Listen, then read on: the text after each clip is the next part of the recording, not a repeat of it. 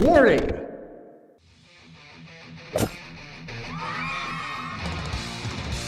You're watching Dr. Todd Lee TV, where theoretically you could learn a bunch of cool shit. What you need to know about SHBG. SHBG is steroid hormone binding globulin, kind of a topic that's starting to have a little underground movement, anarchist movement behind it. For a long time, pretty much all of endocrinology's history, SHBG was basically a molecule that binds your testosterone molecule in the blood and chaperones it around the body so it doesn't get dissolved. That normally the testosterone should be, because it's fat soluble, in a carrier molecule to protect it in the blood, because the blood's not fat, the blood's made out of water mostly.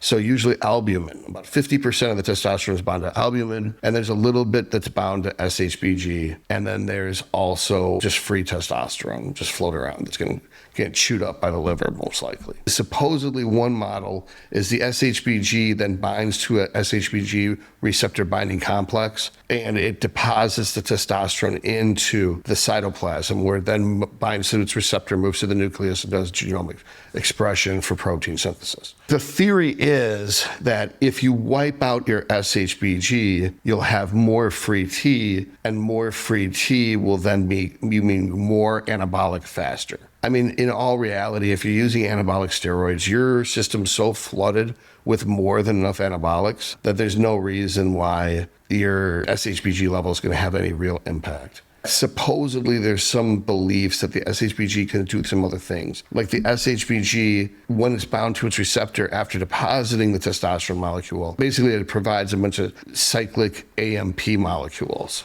So it's supposed to change the area around where the testosterone gets introduced to improve its probability of getting shuttled through the enzymatic pathway to the nucleus and getting the gene transcription to occur. That's one theory. Another theory is that it regulates sex drive, although it's been shown to have almost the opposite effect. The correlation studies, not causality studies, of SHBG and sex drive are basically like people who have low SHBG have low sex drive, but they're testing people who have low testosterone. They have people who have low testosterone, low SHBG, and low DHT, and low estradiol, and they have low sexual performance. Like, this is the stupidest way to conclude data.